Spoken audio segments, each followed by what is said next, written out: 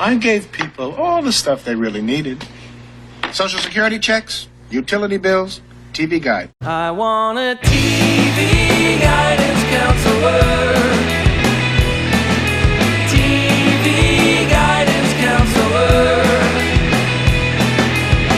Staying up to watch all night, and everything's gonna be alright with my TV guidance counselor. Hello, welcome everybody to TV Guidance Counselor. I'm Ken Reed. This is your TV Guidance Counselor podcast, where I welcome an interesting person to the show. We discuss a classic issue of TV Guide magazine from my personal collection and whatever the hell else we feel like talking about. First and foremost, so nice to see those of you who were local and were able to go to the Janine Garofalo shows last week. It was very nice to see you guys. Thank you for coming out. And we'll also be 2 weeks. I'll be with Todd Barry on the 4th, 5th, and 6th of December out in Springfield, Mass. and in Portsmouth, New Hampshire. You can go to toddbarry.com. I think all the dates are on there. So if you are in those areas and you want to go, it'd be nice to see you. Let me know if you're coming out. If you can't find it, just email me at tvguidancecounselor@gmail.com or ken@icanread.com. And we'll sort it out. This week we have an old friend, a returning guest, maybe the oldest friend when it comes to the show. The very first guest on the show, Mike Kaplan. Even though the first episode I recorded was Josh Gondelman, it gets confusing. Mike, I think, was number 2 or 3. But it was the first episode that came out, so many years ago in 2014. And Mike is back because he has a brand new comedy special out with Blonde Medicine called Rini, R-I-N-I. Very funny. It's classic Kaplan. If you're a fan of Mike's, you will love this special. It was odd in a good way for me to watch it because it was like seeing Mike 20 years ago in the best possible way. A return to form, not that he differed from his form before, but it's classic Mike.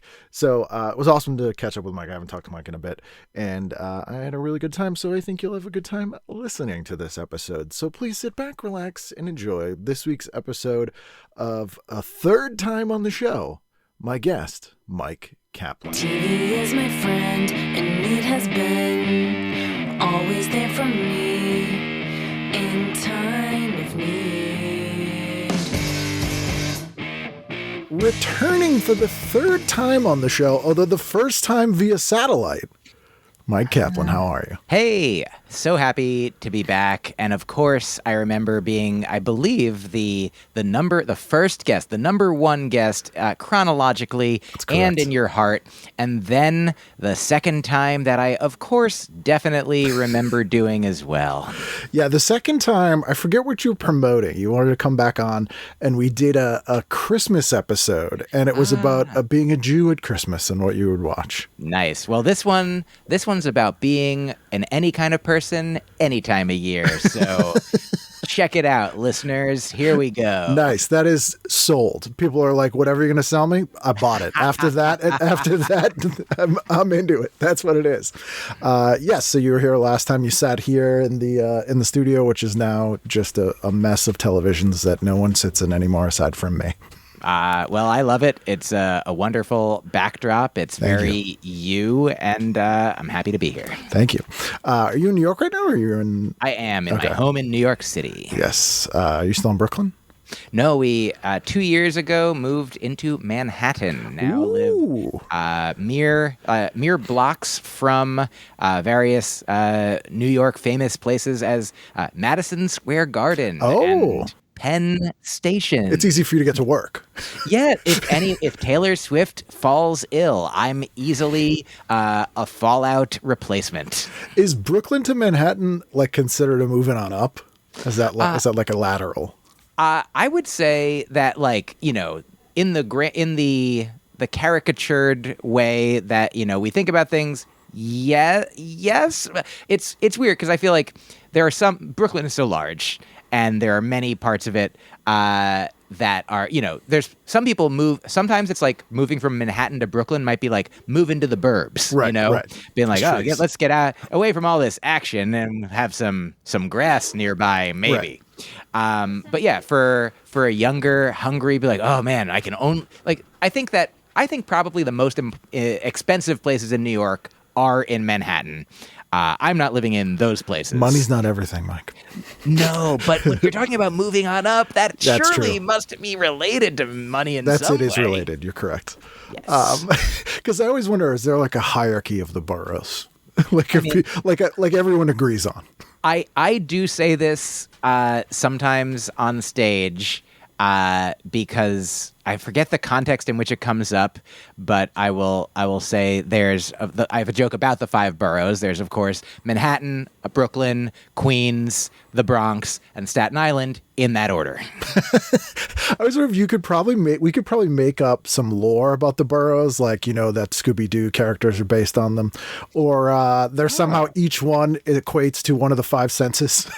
Yeah, as long as you got 5 of something, I like that. Which ones smell? That's the hardest one.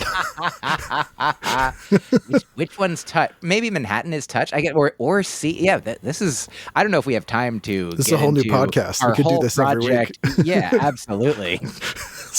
We just blew the lid off this. I don't know why no one's talked about this. Maybe others have tried and failed and just they had to cover it up. Yeah, I know Gretchen Rubin, the author of The 4 Tendencies and the Happiness Project, has a new book about the 5 senses. Maybe she gets into it. I haven't read that one yet, but I think it's probably uncharted territory. Yeah, and I also think there should have been like a 60s soul group or a doo-wop band called the 5 Senses. Oh, yeah. I mean, I think there still could be. We have a lot of projects ahead of us. I'm an ideas man. So you picked an issue here. This is from, 97, February 15th, 1997. Oddly, so the show started February 15th, 2014. So this is almost exactly 14 years before your first episode was released of this show to the day. Wow. All right. This has David Letterman on the cover with some ladies. I imagine you picked it because of Letterman. Yeah, I liked Letterman, and because of the time frame, I knew that it was 1997, so I was in college. I started college in 1996, and all through high school, I was growing up. Maybe I talked about this to you before, but to refresh us all, I was for a while, like as a young child, only allowed like 1/2 hour of TV a night, and it was a really special occasion if I could stay up past my bedtime to watch with the family, something that came on at 9 p.m. as well. But then after my parents got divorced and I was a teenager, they got divorced, I was 13, 14.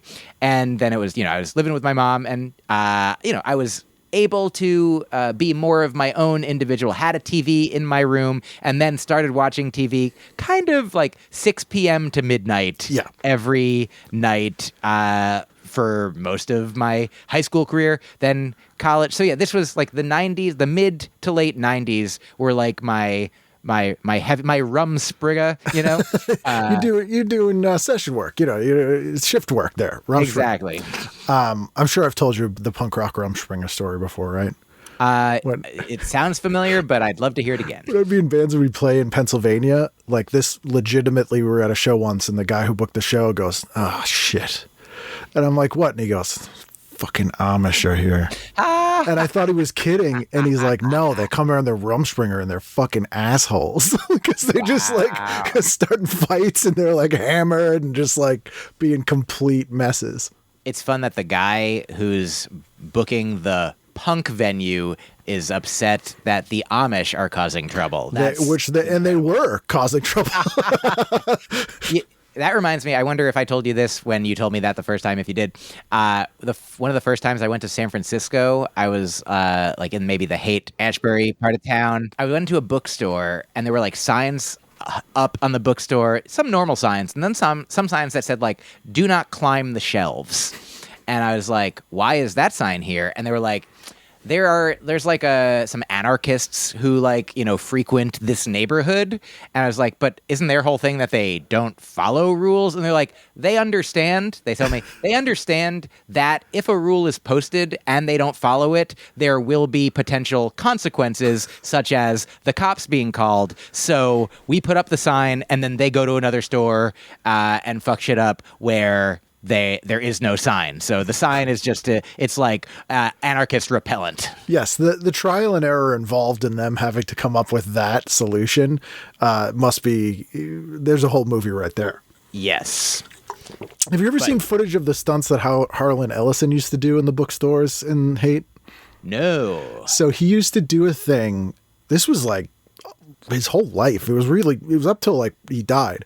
I think it was a specific bookstore, but he would sit in the window and write a book live in the bookstore. Wow. And people, because he had this idea, like people think of writing as this thing you don't see and they don't equate like a person with the books. So that was like his whole thing. Someone would give him a prompt and then he'd write a story about it live, like in That's the window of the cool. bookstore.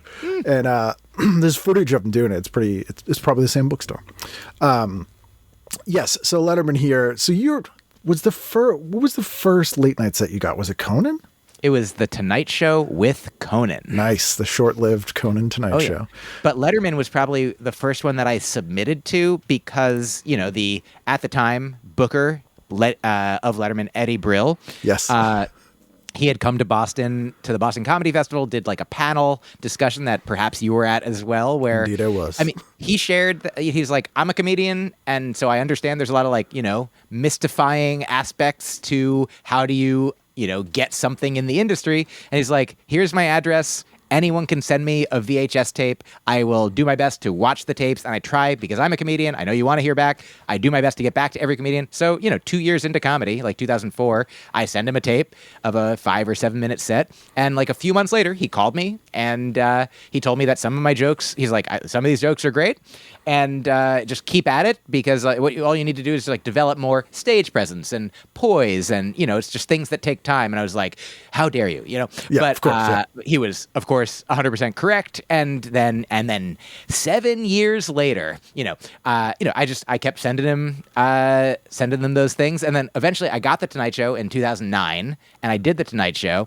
And then like a month after I did it, like early 2010, I ran into Eddie and he was like, hey, you could have done some of those jokes on Letterman. And I was like, yeah, that's what I was trying to tell you. Should have told me before that. Yeah. But so then from early 2010 until like mid 2011, I started working on, crafting a set for Letterman. And he was like, yeah, you're ready. And he approved a set in mid 2011. And I did Letterman for the first time of 3. It could have been like literally this day. It was somewhere almost exactly 14 years ago today. 14's coming up quite a bit. I remember Brill that time. To me, the quote was, you can't do these jokes on TV that you did unless you were Bill Cosby. Wow. That is what a quote. Yeah, and I'm still not sure what it meant, even without the information that we learned later.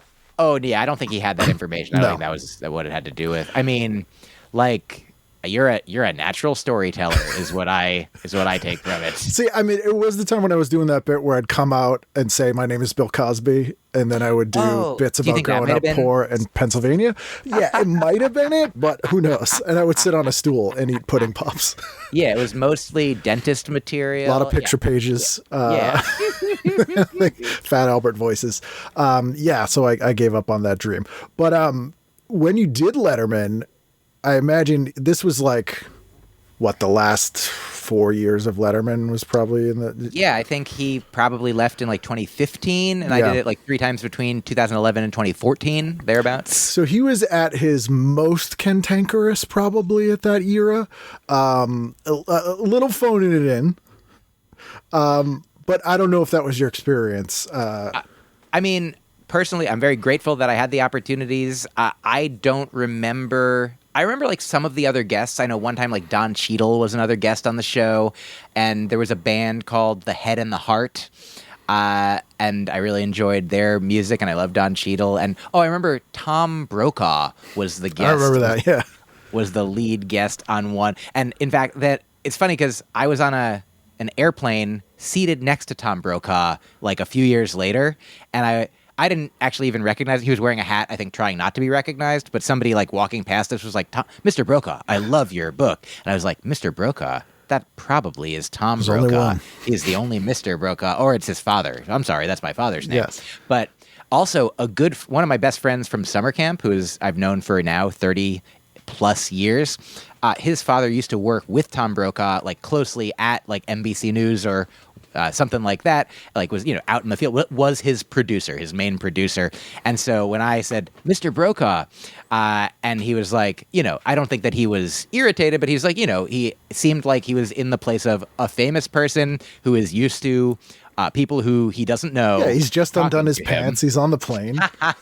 And I said, Mr. Brokaw, one of my best friends is the son of one of your best friends. And we were on Letterman together. And he's like, oh, neat. I think I left before your set was on. What is he, Jimmy Fallon? Yeah, that makes a lot of sense. So, and I mean, I remember when I did the show, like my dressing room was like far from, there was like multiple stories and mine was like on the top floor and the action was on like the ground floor. And so I didn't meet most of the other guests, and I don't think that I even met Letterman before the show. I think I only met him as we shook hands after my set. Did he talk to you after that at all? I think that was mostly, I think we talked a little bit on the stage, like, when it went to commercial, but, that we did not have lengthy conversation, though I'm thrilled at this point that since his show, obviously he's become, the elder statesman of comedy that he is, I'm thrilled to have been in the mix at all. I don't need to be his best friend. I'm happy to, Dave, if you're listening, but, I love that now, the credit that I have of having been, I did stand up on Letterman's show. The shows that he does now, like on Netflix, he interviews Barack Obama and Malala. Yeah. And so I'm in a category, technically speaking, like you can't deny that I and those two people have been on Letterman's shows. So if people find out that I did Letterman, they're like, wow, that must be you're a real person. Yeah. Your name's in a book. That's right. And you were an early-ish guest on WTF, which had Obama twice. So there you go. Absolutely. I was hoping that I'd be the last guest, but he did. He went with Obama twice instead of me again. Well, in theory, like until he releases the secret real last episode. Yeah, I mean, you can do, with one of my first podcasts that I do not record new episodes of in general, called Hang Out With Me. I did from like 2012 to 2018. Which I guessed it on. Yeah, absolutely. And I should get you on the new one. You'll be back. Yeah, where to find it. And absolutely, yeah, I do. I will. I'll continue. I'll never lose you. And I realized though that to keep the old podcast episodes like available, like I still don't, have a ton of. Like I realized, they're still even paying the lowest amount of money to keep, them just available for people. I can still upload like one episode or two episodes, like an hour or two a month if I wanted to.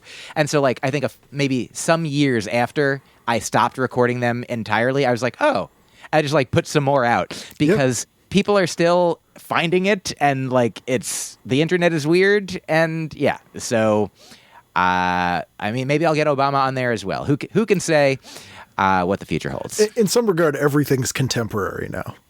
Yes, time is, as I plan to never say this before now or again, but I feel this is the most appropriate place to say that time is a flat circle, and that's all, and no one ever needs to say it again. But I'm happy to have it.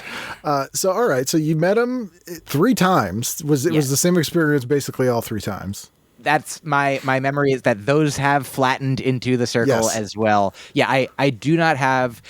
Here's one fun bonus memory. I think on the first time I did it, I don't have all of the cue cards from like all of the late night shows. They don't all use cue cards. Like some of them use teleprompters, but I have like one from I think the Tonight Show with Conan, which was my first one. I wish I had this one from Letterman, because I believe the way he introduced me the first time I did his show was to say, he's making his debut on our show tonight. Please welcome back Mike Kaplan.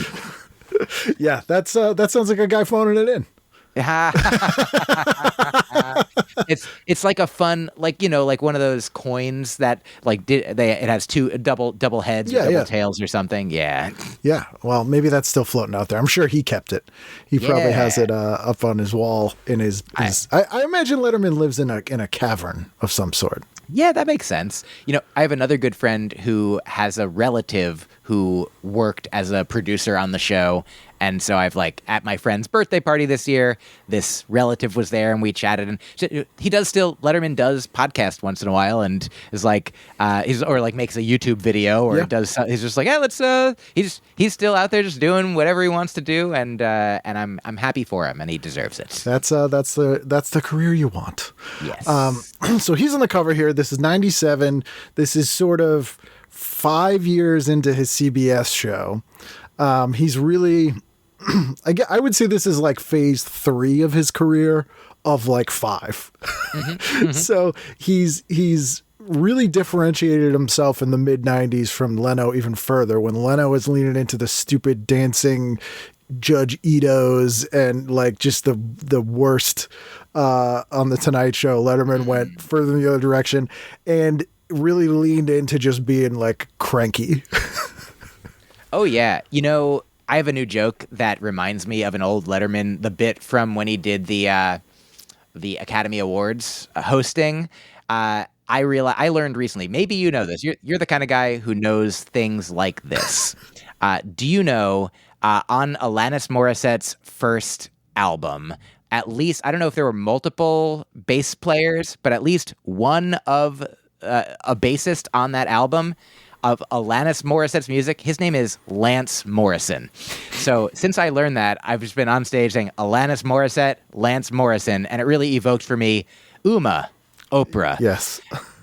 Which I think is super fun. And I love, I don't know how much that lore has lived on in the minds of anyone else. I'm sure almost no one. But you remember. The two of us, that is it.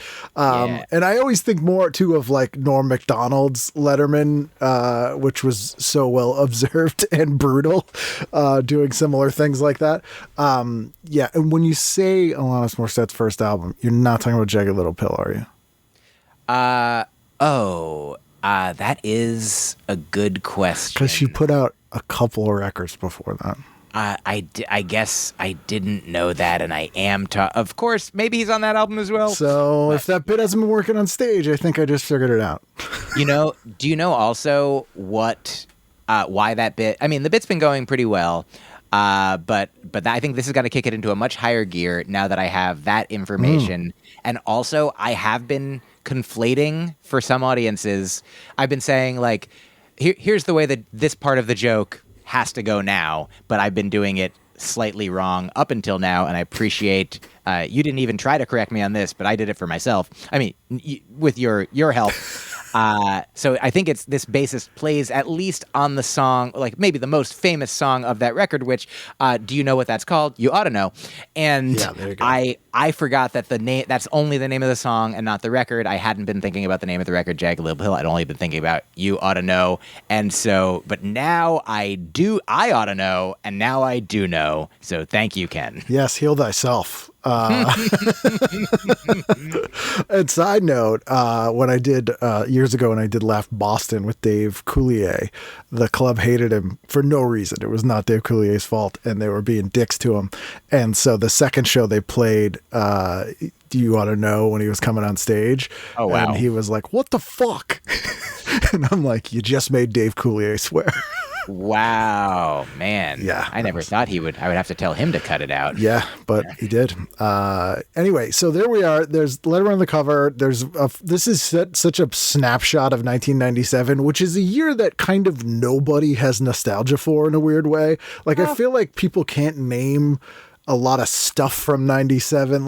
For whatever reason, 94 is a big year, 98, 99. I rarely hear people talk 97. You know what else I've been talking about on stage recently is 1997. The 1997 action film Air Force One. Ah, yes. Yes. That's one thing I was I just double checked it before I confirmed, but I don't the fact that it's from 1997 does not play a role in what I talk about, other than it's during the 90s, a time when a 50-something-year-old Harrison Ford was the perfect age to play a president, whereas now an 80-something-year-old Harrison Ford is the perfect age to play a president. Well, I'd just like to see a movie now where where Air Force One gets hijacked. I think we'd find it very cathartic. I think you might be right. Yeah, and it would go very differently than Harrison Ford's action "Get Off My Plane." This now, from this point on, 1997 is the year that people are going to be talking about, if not only because of this podcast. It's true. The 97 cast. So old 97s. But there's stuff that I forgot, like Tony Danza reinvented himself as a song and dance man. He had a talk show. And, we had just all these things that were little blips that aren't well remembered now. There's also on page 6 here, I thought this was Hilary Duff. And I'm staring at this picture and it says it's not, and I'm still not sure that it's not. Mm-hmm. But this girl is Nell Cole. Oh, no, not Nell Cole. This girl is Mamie Peterson. Yeah, I feel like I might have had a similar experience with that. Nell Cole is the CEO of Candies. So she's the new, person who is in the ad for candies. But they have a full page photo of her and are talking about her as if she's like a famous person, and I have no idea who this person is. She's on the show Something So Right. Marnie Patterson, who is a self-described shoe freak. That's fun. And this is probably, when did Sex and the City start? Probably a little bit after this, or maybe, yeah. I think it was probably 97, 98, I'm guessing. Yeah, I mean, shoe freak, coming into the cultural zeitgeist right around then. Then we get a couch critic, Jeff Jarvis, review of The Naked Truth with Téa Leoni, which was a great show that does not get talked about enough. Téa Leoni was a great comedic actress that kind of just stopped trying to do comedy. I mean, she got a good gig in Madam Secretary, certainly. But yeah, I love watching her wherever, however. Did you watch that show?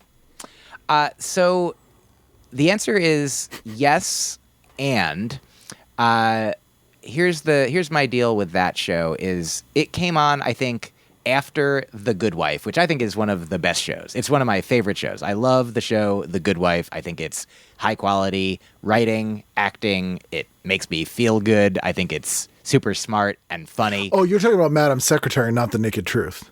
No, I'm talking about The Good Wife. Yes, which is The Kings, which is a fantastic show. Oh, yes. Yeah. And then I'm talking about then I was talking about Madam Secretary, which came on after that, and I didn't watch it immediately. But eventually, when it was on Netflix, I would watch it while I'm doing the dishes or brushing my teeth, to be the most efficient weirdo. But I understand now, you were asking me, did I watch The Naked Truth? I think that I did sometimes watch it, and of shows that I watched, I can remember almost nothing of it. It's an interesting show. So she plays a reporter for a tabloid magazine, and it's a good example of a show that didn't get canceled after the first season, but probably should have been, but instead they retooled it in a weird way. So the first season, which is what they're reviewing here, she works for a pre-TMZ TMZ type celebrity tabloid. And then for the second season, they have her working for a Weekly World News instead. Oh, so really like a National Enquirer? Yeah. So this is National Enquirer, but then it's Goat Boys and friggin' Bat Boy in the second season. It gets it's a very weird tonal shift for a comedy. That's sort of hard there. Also, the Kings, who did The Good Wife and The Good Fight. I just finally finished Evil, which is, I think, their best show, which is saying quite a bit. That's real. I think I understand why you would say that. I feel like that. I mean, that one is more in your wheelhouse. Indeed. And for me, I love The Good Wife and The Good Fight. I think we are enjoying Elsbeth a lot. It's a very different kind of show. I couldn't see Elsbeth felt we're trying to do a Matlock, it's very family friendly. Oh yeah, they have. I mean, the character is. She is an incredible actor, and it's a really fun character, but they have really put her in a different social, cultural, like entertainment environment. Yeah, they're knocking out of the park what they're trying to do, and they're trying to do something completely different. But like, the tonally evil, the goods, wife and fight, and Brain Dead. Did you watch Brain Dead? Brain Dead is the one. No, Great. Brain Dead's difficult to watch because it's too accurate, and that is a problem. That is the one problem with their stuff. It's too. Sometimes it is too well observed for the current world that we're in, where you're just like, ugh. Oh yeah, because it came out during the run up to the 2016 election, and they were like, what if bugs in people's brains was making them go nuttily politically extreme? And we're like, well, then that would explain it. Yeah. They managed to somehow make reality seem less like science fiction by using a science fiction premise. Yeah, finally we can understand. Thank goodness. Yeah, and then Tony Shalhoub, of course, just a delight to watch. But yeah, they're good. I won't give this twist away, but I recommend The Good Wife to many people, and they always start watching it and they love it. And after about a month, I get an angry email or phone call. I can't believe that happened. Why didn't you tell me that was going to happen? They're watching it fast. Yeah. But I'm like, you wouldn't want that ruined. It might be the greatest shock in a television show I've ever seen. Oh, yeah. I mean, it didn't seem real. I mean, it's within the confines of this, unreal world. But yeah, I mean, it's so human. It's so, it's beautiful. And then The Good Fight is what a great follow up. Oh, yeah. Like it's similar vibe, but also its own new, flavor and character and world. Man, evil goes so far. Evil is bananas. Yeah, it is. It's great though. Yeah. It's so smart. And as a comedian, I think one thing we probably appreciate that they do very well that most television doesn't is they're great with callbacks, like long game callbacks. Yeah. Oh yeah. Years a character will come back and it doesn't feel like a stunt. It's like a natural. Oh yeah. Without spoiling too much, you watched The Good Place as well while we're talking about I did the good not. shows? No. Oh man. Well, it's on my list. I love The Good Place, and I'll tell you just right off, I don't think this will spoil anything, but there's something that happens like in episode 1 that like pays off far like years down the line in a way that is so satisfying and meaningful. And like perfect for the story. But yeah, I love it. That's Does it involve Jamila Jamal? It doesn't. I'm not interested then. Okay, well, she's around. You zigged. I thought you wanted to zag. Yeah, okay. Right. So then there's the whole thing about Letterman here, and this is sort of like a up to this point career retrospective, and it's a pretty cool like barometer of where it was at then, but there's a bunch of stuff I forgot that happened on the show, and the one that stands out to me is when he had Beavis and Butthead as guests on the show, like animated characters as guests, and it's like insanity. I'm on board. Yeah, I didn't remember that at all either. And then there's the Drew Barrymore thing, which I think people forget about Drew Barrymore's like bad girl phase now, where she's like Poison Ivying it up on his desk. Oh, yep. Yeah, absolutely. Madonna swearing on the show. That was a big deal. Smoking a cigar. For sure. Man, what show is it that Madonna did stand up on a couple years ago? Oh, remember that? I do remember this. I remember like the news was that like comedians were like working with her, and like there was some. Yeah, I don't remember any of the details. You have a powerful memory for these kinds of things. I know, it's weird, right? She wasn't that bad, but it was so bizarre because it was like she's one of the few people left with a level of fame that could be like, after the story you told about, like, I worked for 2 years, I'm sending tapes. This was like, I've never done stand-up before. I'd like to do it on your late night show. And they're like, oh yeah, done. Yeah. Wow. Done. You got it.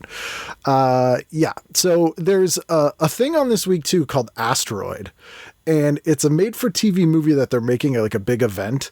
And so this is after Deep Impact and Armageddon, and there's another one too. I can't remember the name of it. Oh, I only know the two. But those were like, theatrical movies. But so this is like the TV version. So they have like a 2-page spread about like other movies about comets that you should watch, which is very weird.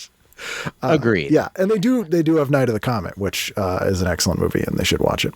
Then there's a good article in here about Tyra Banks. This is pre-America's Next Top Model. This is when she didn't have a talk show yet, but they're like, she's going to be an actress. She's on the Fresh Prince of Bel-Air. And like, if they only knew how absolutely insane she would be later in life. My girlfriend, Rini, read her book, Model Land. It's nuts. And really enjoyed, yeah. It's insane, though. Yes. I'm sure she's told you about it. She shared a lot of it with me, but a lot of great works of art and literature, if you read Moby Dick without knowing anything about it, you'd be like, that is also that's whale land. Are you equating Melville with Tyra Banks? That's what I'm doing. Yeah. That's, they're the same to me.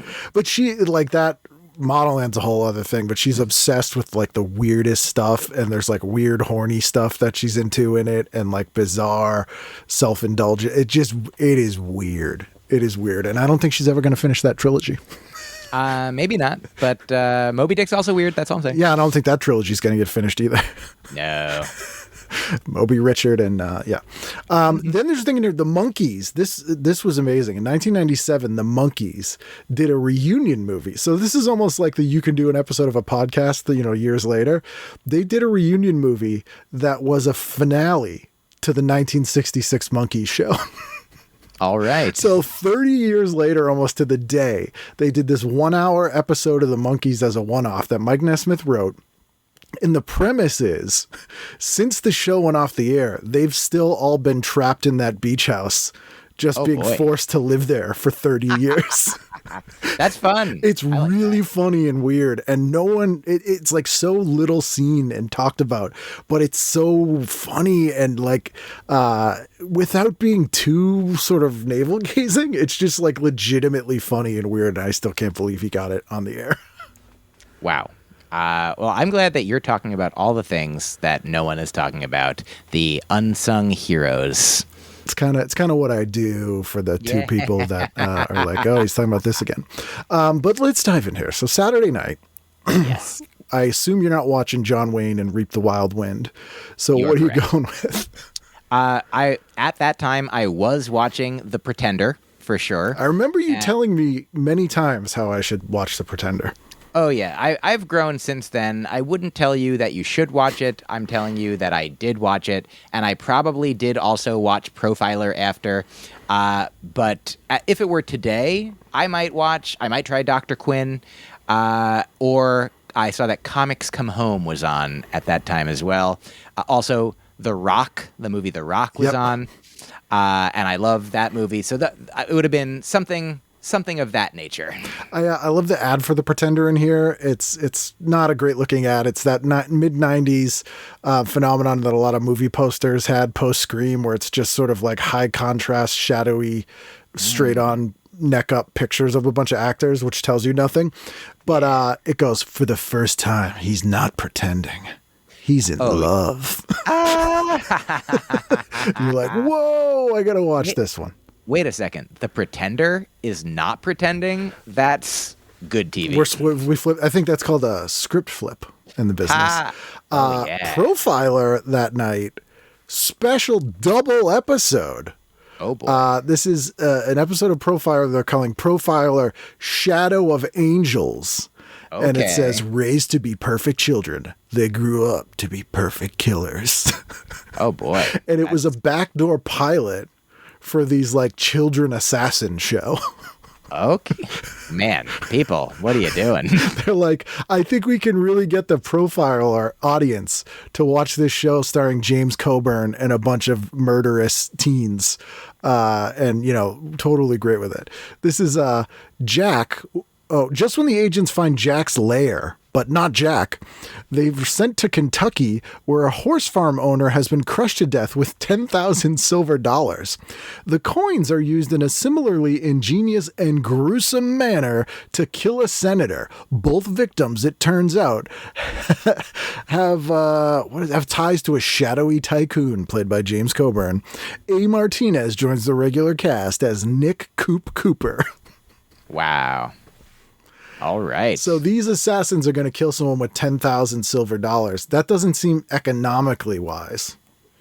I mean, are they worth more than $1 each? That seems... They are now, because silver's okay. worth a lot. Although it's still illegal to melt down coins, U.S. Official coins for the metal content, because I think a penny was worth about 8 cents for a while because of the copper.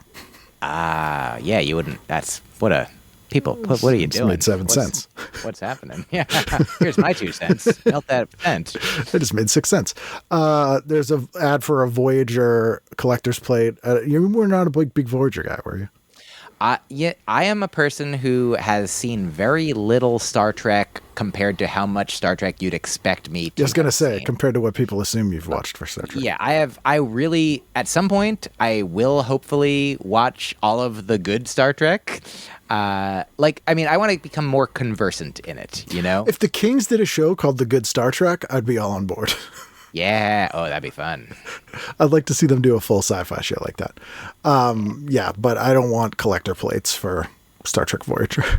No. Okay. Yeah. Well, I won't get you anything. There's also a Sunday night, see what you watch, but there's something that's insane on. I don't know if you picked up on it. I think I would have just bet almost certainly like just a Fox man through and through, Simpsons, King of the Hill, X-Files, or might have at some point switched to Silk Stockings. You are in college. Depends on how lonely you were that evening. Yes. But yeah. A show for horny people who like puns. I mean, it was made for me at that time. I really enjoyed it. But yeah, I think for the television art content, I would have stuck with the X-Files. So here's the insane thing that's on that night. There's a made-for-TV movie called Mandela and de Klerk, starring Sidney Poitier as Nelson Mandela and Michael Caine as whoever that other guy is, de Klerk. Okay. And it looks completely ridiculous.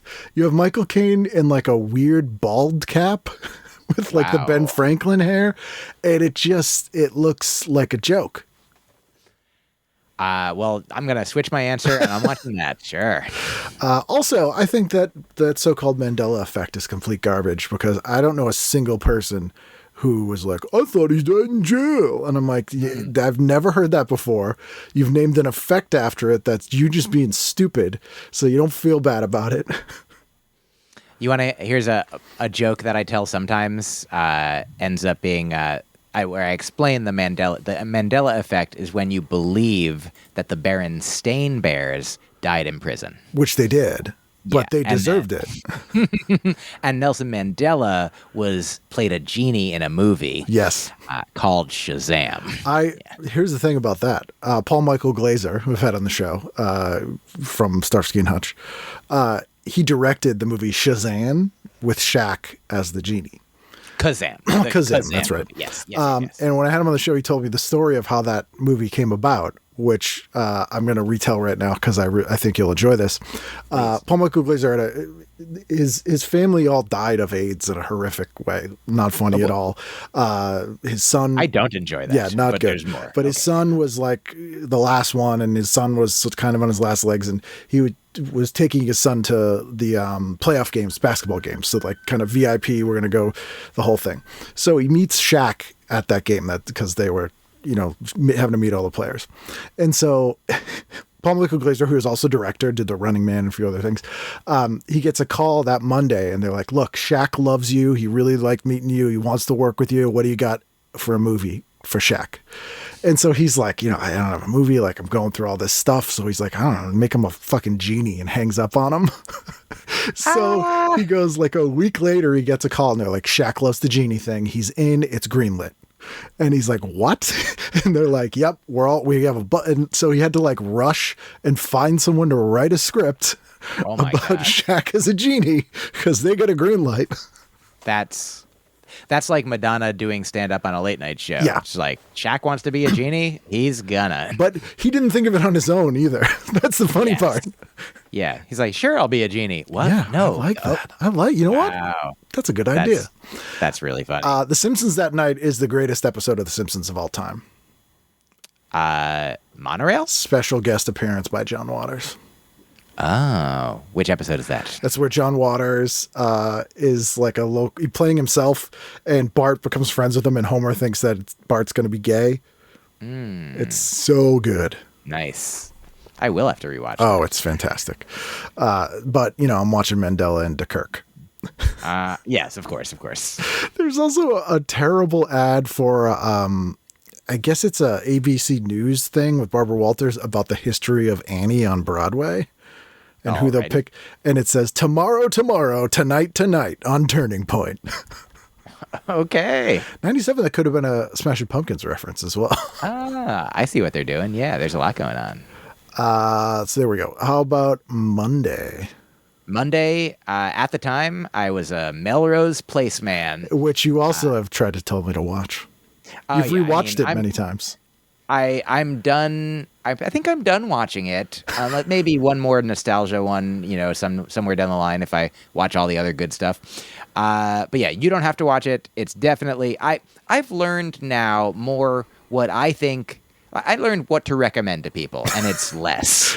But yeah, I would have done that, and then I would have switched on over to Murphy Brown. It was a big Murphy Brown. Our household watched Murphy Brown, and then probably would have kept on with Sybil. I think I did watch Sybil some, or might have switched. I saw there was a Lounge Lizards at 9:30. That was a Comedy Central show, right? Yeah, it was a stand-up centric show. So I would have enjoyed that, though probably wasn't watching that at the time because I didn't really know as much about comedy as I would come to. So that night at 8 is that Monkeys made for TV new episode, which they're advertising as a new episode of the Monkeys, which I did watch and I was very excited about watching. Cool. But also that night, Mr. Rhodes was on for Tom Rhodes, friend of the show. You know Tom. I do. And it is the ad for this episode is kind of everything that he hated about doing that show, in that it says Pauly Shore versus Tom Rhodes, and they've put Tom Rhodes' hair on Pauly Shore.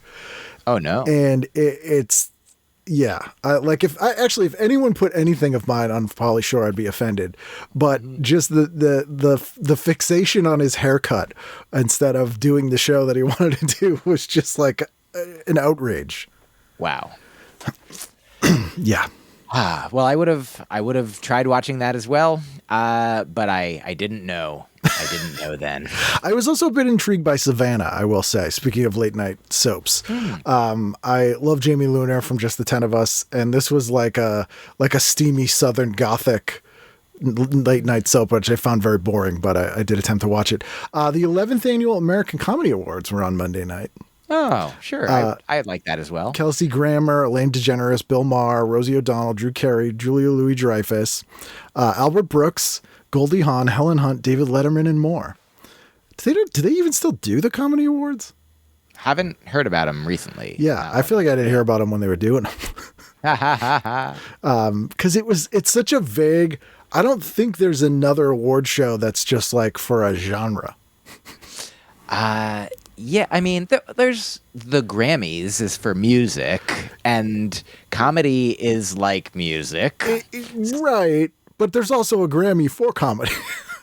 Yeah, I mean, genres and fields of art and entertainment, like there is like flexibility. Obviously, at the Golden Globes, for example, where they're like, oh, best comedy, best musical, best drama. And they're like, well, what is this one? This one's like, I feel like a great example is like, people always talk about The Bear, but I feel like Barry and Breaking Bad are the same genre. Yeah. They are both like deeply like funny and serious, like intertwining and interchangeably, and they just call Barry a comedy because it's a half hour, and they call Breaking Bad a drama because it's an hour. So what you're saying is genre is a spectrum, and it's not necessarily a binary. That is essentially what I'm saying. Yes. I don't know how many genres there are, so it would be like a trinary or something like that. Yeah, there's comedy, there's drama, there's dramedy, there's comma.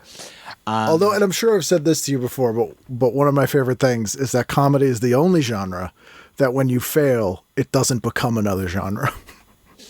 Bad horror, funny. Bad drama, funny. Bad comedy is just not enjoyable in any other way. I don't know that you've said that to me, but I'm glad you said it now, if not again. Yeah, because it's not like, oh, this movie's not funny. It's really dramatic. That's funny because it's like the flip side of a joke that I used to tell about how comedy is the only genre that has to be good to even be the thing that it is. Yeah. Because if a movie is bad, no one says is that even a movie? That's true. People would go to comedy shows in a way that they don't go to the movie theater, where they just show up to see movie. And then they're like, this is not movie. Yeah. It's hey, like, I paid good money for movie. Yeah. And it's like, this movie, it's violent and has sex in it. That's not movie. Yeah.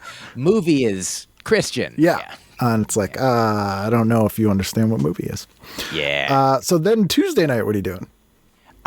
Big Mad About You all the way. Also did watch Roseanne when that was still, final season, the terrible the season. Oh yeah, I mean it was so interesting. Yeah, they did some weird stuff, but Mad About You all the way. I love Paul Reiser. One of my favorites. First comedy special I ever saw was Paul Reiser, 1991. 3.5 Blocks from Home, I think it was called. And he's going to see him live next month with my mom. Saw him live in 2022. Have you ever met him or worked with him? I did get to open for him once about 10, 12 years ago at a casino in the Buffalo, New York area. Nice.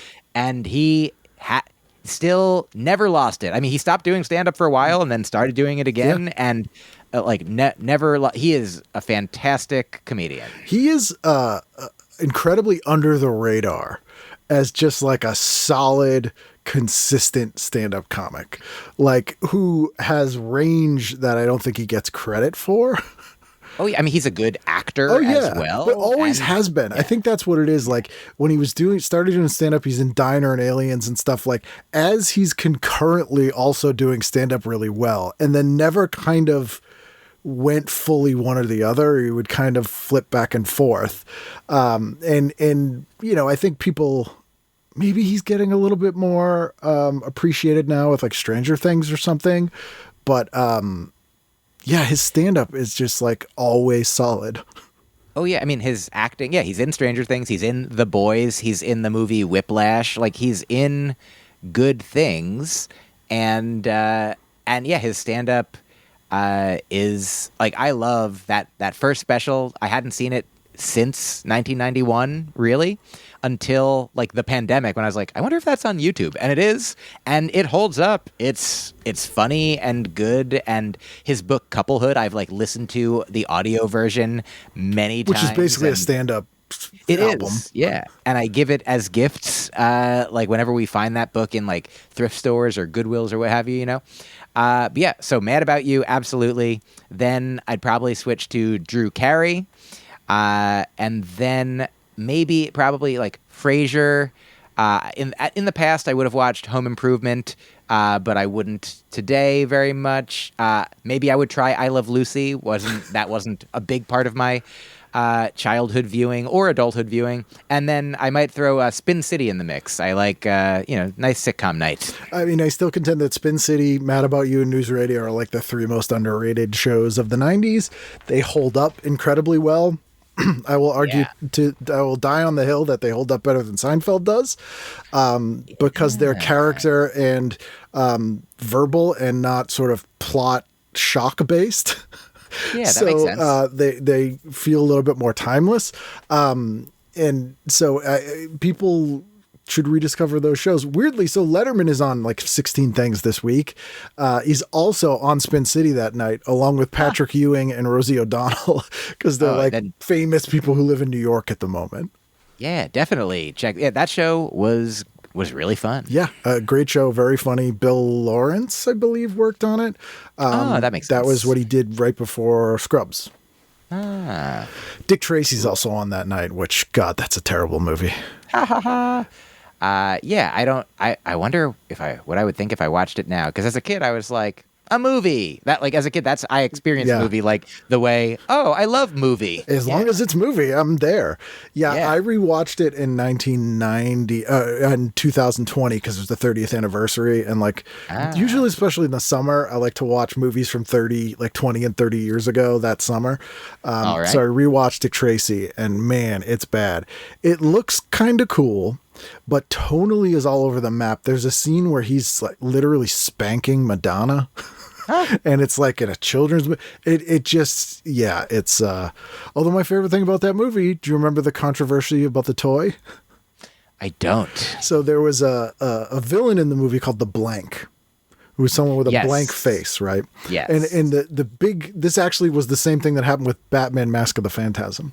And who the Blank is was like a key plot point. But the toys come out before the movie, and the Blank's mask comes off in the toy, and it's who the Yes. character is in the thing. It completely ruins the reveal. That is familiar to me now. Yes. Yeah. Which also happened with Batman Mask of the Phantasm. The Phantasm toy had who it was. Guys. Look, it's not that hard, guys. Just don't What are you doing? hold off on that toy. Yeah, the Nanny's on, and Pearl is on. So we're 5 years after. I'm sorry, I moved on to Wednesday. We're 5 years after Cheers has ended, but they're still desperately trying to get ex-Cheers people to get a new sitcom. Like, none of them worked. Frasier worked, but nothing else did. George Wendt show. They just, everyone get a sitcom. So this was Pearl. This was Rhea Perlman. Right. Every single one of these shows, at some point, right before they get canceled, would have guest appearances by other Cheers cast members. Oh, yeah. So this is the one with Ted Danson in it. So you're like, Pearl is not long for this world. I love it. So on Wednesday, if we're on Wednesday, I did earlier in my life watch 90210, but today I would watch Wings, Coach, News Radio, and Ellen. Yeah, I mean, that's solid. Ellen, I could never really get that into. I still have issues with Coach because every character is the dumb guy. That's funny.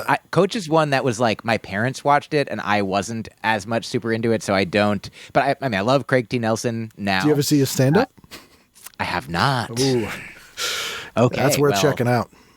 But definitely Wings and News Radio are like Solid. top notch. Yeah, and Wings is so funny. 90210, this is the 200th episode. This is when Tiffany Amber Thiessen was on the show. Yes. Discover the shocking secret Valerie has never revealed until now. Do you remember what that secret was? Is it that she smoked pot? I don't know. I'm going to read the thing and see if it says what it is. Vince, Valerie's mother is told the facts behind her husband's suicide.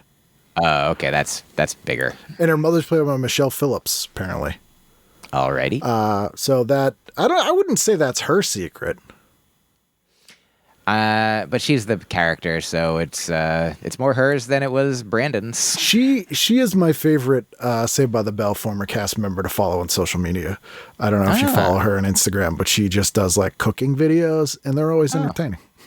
I haven't, but I'll have a look. And her and Elizabeth Berkley did a parody Showgirls video like recently. It's very that's funny. funny.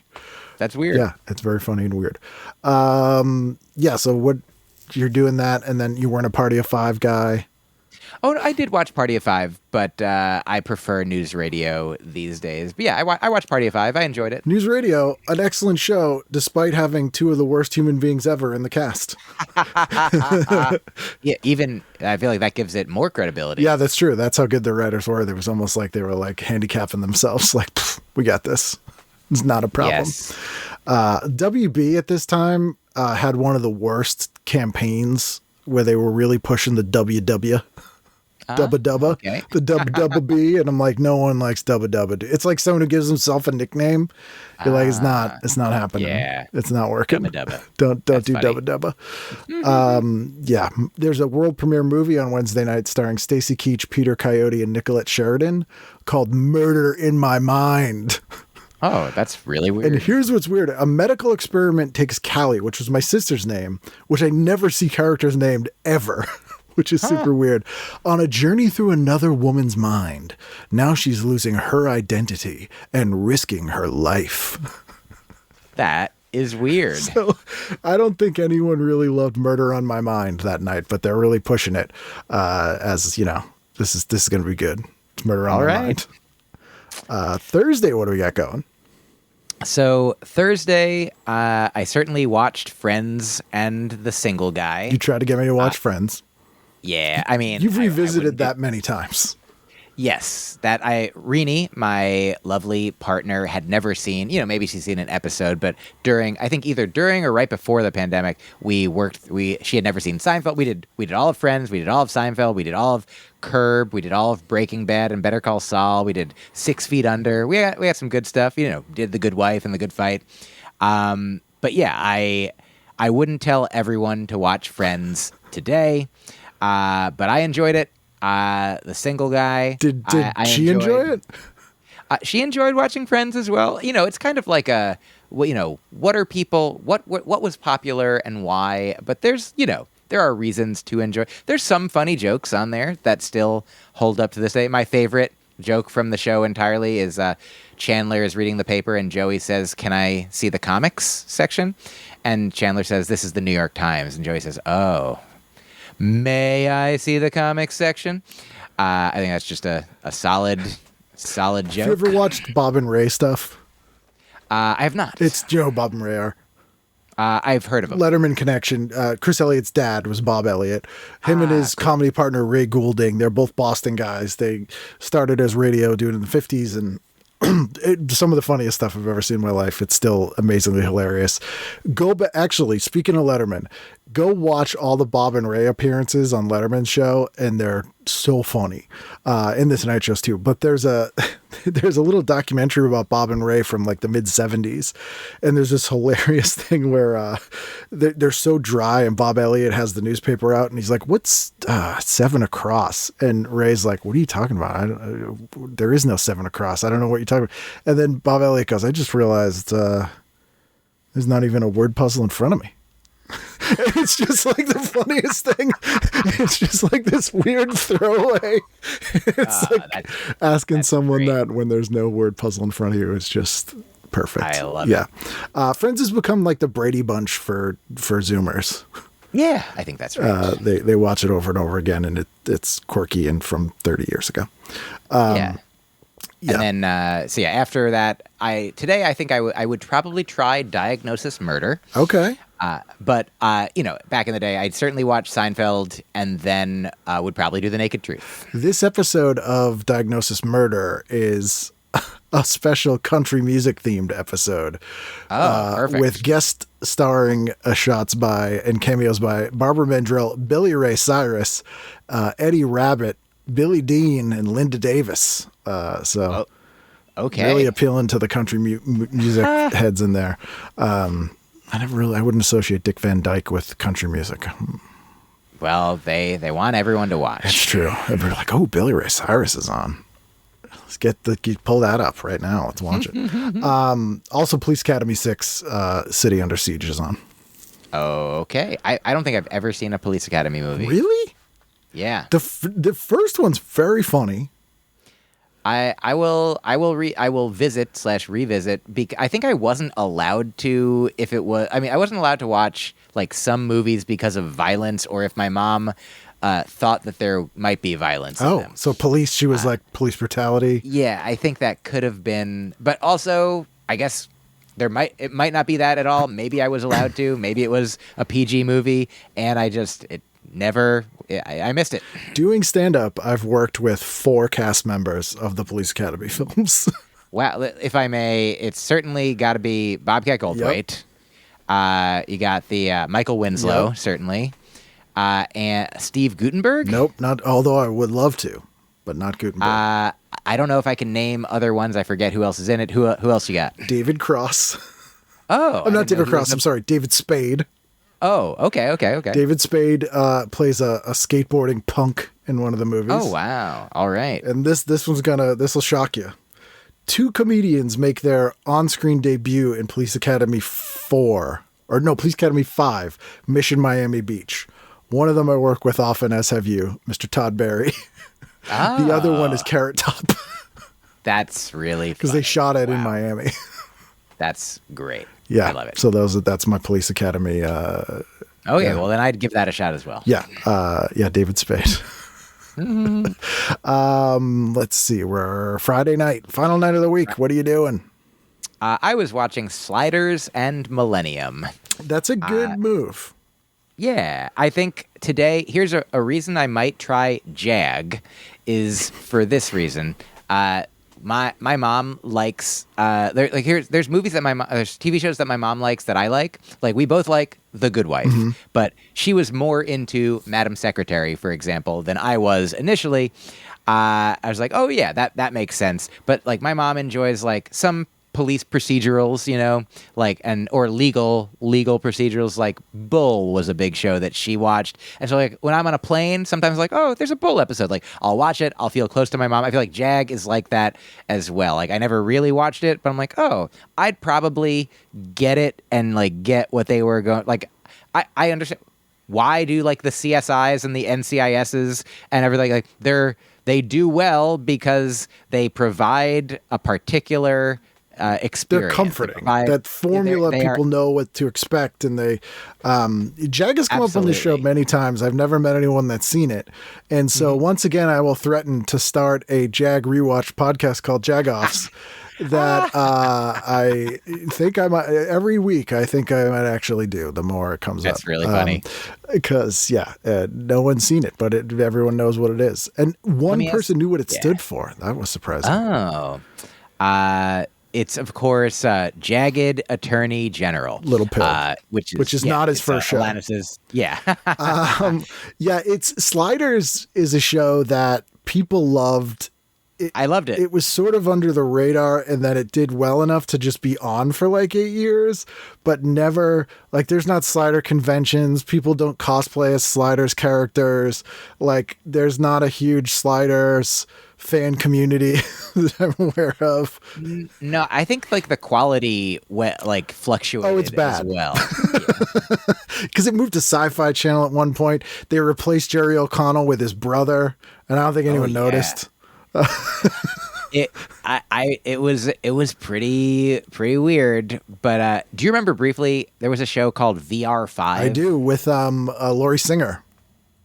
And I think it was an episode of that show. I think I only remember one episode of that show, and it was so powerful that like I think it was that show where somebody was at the beginning of the show is in the electric chair, and then at the last minute before they electrocute him, somebody comes running in. They're like, "No, wait, he's been pardoned." And then, like, for the rest of the episode, we follow this guy's life, and he like goes home and like starts to. Do you remember this episode? Yeah, that's a VR5. And he just really like he reconnects with his family and like his grandkids. And is it played by Lance Henriksen, or am I making that confused? No, it's not. Confusing that with Millennium. Millennium. Yeah. But whatever it is, he just has this beautiful life. And, you know, the final days of he dies. And as he dies, then it shunts us back to that whole thing was VR being like plugged into his brain as he's being electrocuted, which is like, if that were possible, like that's like the kindest death penalty that you could ever do. Yeah, it's like a modern occurrence at Owl Creek Bridge thing. And VR5 was very short lived. They kept trying to pair a show up with the X-Files. They never successfully found a show that paired well with the X-Files. And a lot of shows they tried, including Sliders and Millennium and VR5 and Sightings. VR5 was that mid-90s obsession with virtual reality where for some reason Hollywood thought it was going to kill us all for like 2 years. They went from Australia obsession to virtual reality obsession for about 2 years. But it wasn't a bad show, and Laurie Singer is always great in stuff. I like how that plot sounds like a deadbeat dad scared straight. Yeah. But yeah, Lance Hendrickson was in Millennium. Great show. And the only show I can think of, and I'm sure someone will correct me, where the show was canceled, but they managed to give you a series finale of the show in a different show later. What was the show later? X-Files. They brought Frank Black in and they tied up all the loose ends in an Right. X-Files episode. Oh, wow. Justice League did that. Justice League did that for Batman Beyond. So I guess that would count as well. But it's the only live action show I can think of that did that, which is kind of cool. Again, it's the theme of thinking it's over. And then, years later, you tie it up. Totally. This Sliders episode, Roger Daltrey's in it, playing a colonel in the army. And I can tell you right now, that's got to be awful. Roger Daltrey, you're not an actor. He kept trying. Well, a lot of people let him. Yeah. There's a show on a movie, 1994 movie from called The Paperboy, is on USA Network, and I love the description here. It says, "Suspense drama about a demented boy who'll do anything to keep close ties with a local divorcee." It's played by Alexandra Paul, been on the show. Wow. So you don't hear about demented boys who like divorcees that much. Not frequently, no. I miss having a thing like the Millennium for people to make media towards. Oh, sure. Because like in Hong Kong, they had the 97 turnover, and for like 20 years that popped up and stuff. Like, people always have the Millennium Turnover. Like, what do we got nothing. We got nothing now. Yeah. There's no thing we're all scared of we could make fun things from. Even nuclear war was a thing we could make fun things from. I mean, is AI today's that? Are people making a lot of stuff about, Evil had some great episodes about it, but are we seeing? I think it's starting. I'm trying to, I'm watching the morning show now, and I'm only in the beginning of the newest season, and there's definitely some I actually don't know whether it's going to be a plot point that is major, but I think that's what's on our horizon potentially. It'd be funny if the giveaway that stuff was written by AI, as if it all ends up being like anti-human in the messaging. Oh, yeah. You're like, wait a minute. Yes. I'm just trying to get it in there. Well, Mike, as you know, TV Guide is not just informative. It has opinions, and it cheers and it jeers. So to wrap up here this week in 1997, I would like to read you the cheers and jeers and see if you agree or disagree. A little snapshot in time. Split week, 2 cheers, 2 jeers. We start with a cheer. To coming back strong, Ellen, slated to be taken off the air for a time by ABC beginning next month, got a reprieve, along with a temporary new time slot. We're glad the sitcom isn't being mothballed because Ellen has been particularly funky and frisky of late. The episodes in which Ellen over-imbibed, not over-rimbled. Although I'm going to use the phrase the term over-rimbled. Yes, Over-imbibed at a wine tasting, and in which she attended a rock and roll fantasy camp, featured both sharp writing and lots of opportunities for Ellen DeGeneres to cavort with slapstick abandon. Sure, we like the jam session with Aaron Neville, Bonnie Raitt, and the camp's rocker in residence David Crosby, all shown right. But even better, how often do you get to hear jokes about seals and crofts? That sounds awful. Pre-coming out. Yes. I'm an Ellen fan, so I'm also cheering. All right, fair enough. Seals and Crofts did it for you.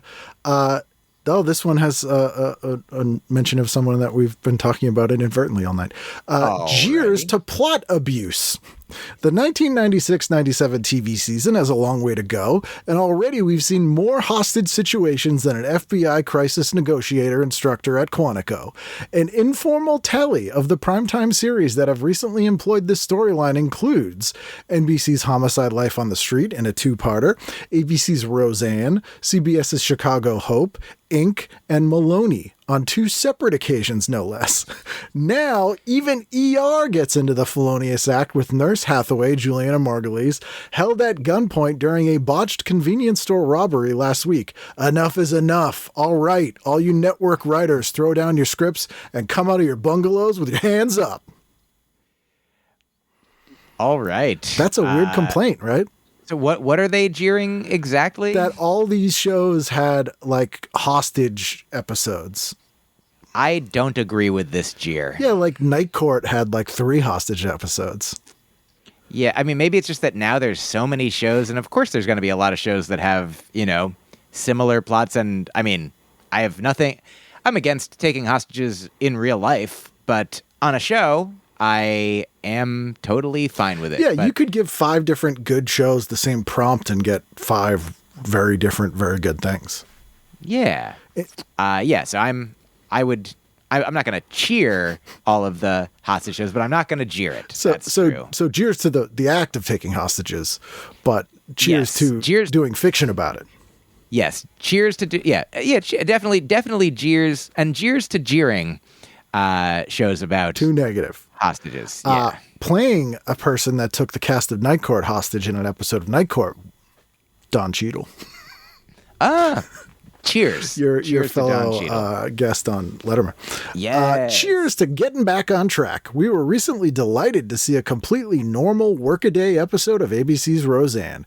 No extraneous distracting celebrity cameos, no lurid ludicrous fantasy sequences, no half-baked spoofs of popular films or TV shows, no abrasive, badly acted family discord. In fact, the show hardly ever strayed from Mrs. Connor's littered bedside, where she lay despairing over her marital breakup, listlessly thumbing through supermarket tabloids, devouring a mountain of snack foods, and barking at whoever came to the door to try to talk her out of her funk. It was the plainest episode of the season so far, and unquestionably the best. It's ironic that it took a near-nervous breakdown by Roseanne for Roseanne to finally regain its sanity.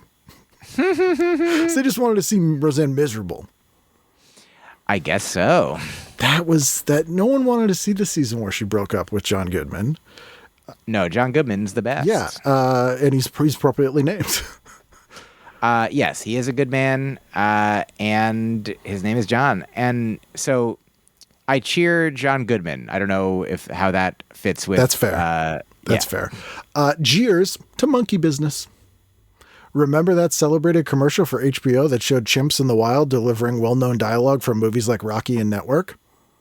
I don't know if you do. No, I don't either. While renowned primatologist Jane Goodall puzzled over the animal's strange behavior. Rest in peace, Jane Goodall. Turns out HBO was pulling the fur over our years. Although that was Dr. Goodall, it wasn't her voice we heard. We here at TV Guide feel especially burned by this deception. When we chose this spot as one of the year's best commercials last month, we called HBO and we specifically asked if that was Goodall, and we were assured that it was. But they didn't tell us that the whole story was that you could fool us twice. A special Cheers and Jeers investigation has revealed that the chimps weren't uttering their lines either. It was another dubbing trick. Wow. That's almost like an AI complaint. It really is. This was really nascent, this incredible. I agree with this jeer. Are you someone who finds chimps inherently funny? I don't. No, I mean, it depends what they're doing. I think they're not a monolith. I like when they have fun. Sometimes they act opposite monoliths. Oh, in 2001. Yes, that's true as well. But yeah, no, I do enjoy. I think in general, I have a positive regard for various apes, but yeah, I wouldn't say that automatically anything a chimp does is fun and good. Have you ever met a chimp or like physically interacted with one in real life or any great? I don't believe I have.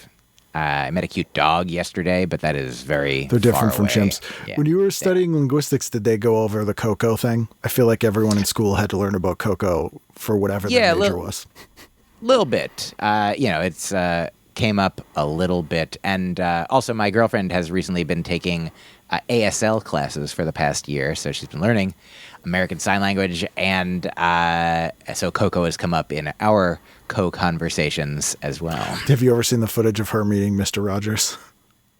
I think I have. And did she meet Robin Williams as well? She did I meet think Robin she was Williams good as friends well. with. Yeah, you'll cry at both of them.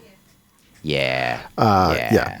Well, there you go, Mike. Third time's I guess, I don't know, was this a charm? I think they're all the charm. Yeah. I mean, I think first and second and third time's the charm with respect to these appearances. Fantastic. You're charming. Well, you bring it every time. Well, thank you. Yeah. And I'm going to hold you to having me on your show again. I'm not. Yes, it's going to happen. And you have a special out. Yes, the special is I created it with my girlfriend Rini, and for us to, it's easy. If you know her name is Rini, then you can also remember the name of the special very easily because it is also called Rini. And depending when you're listening to this, November 19th, 2025 is when it becomes available. So if it's before that, click Notify Me. It's on YouTube. It'll be a collaboration of my YouTube channel and Blonde Medicine, the production company who produced it. So subscribe to them, subscribe to me, and just, Mike Kaplan, Rini, a comedy special, is out on YouTube, and it'll be there as forever as YouTube allows. For free. For free. You can watch it for free. Keep watching multiple times. Yeah, you can, every time for free. No, you never get charged. And the guarantee is the Jane Goodall featured in that special is actually Dr. Jane Goodall. There's not voiceover or dubbing. Oh, yeah, there is. I will 100% say there is no fake John Goodall, Jane Goodman, John Goodman, or Jane Goodall. None of them appear artificially in my special. I would watch a biopic of Jane Goodall starring John Goodman. I absolutely, if that, I would watch it all night, every night. So good thing. I'm sure that everybody else would as well. So good thing for us that you can still keep doing your show, because that is not enough.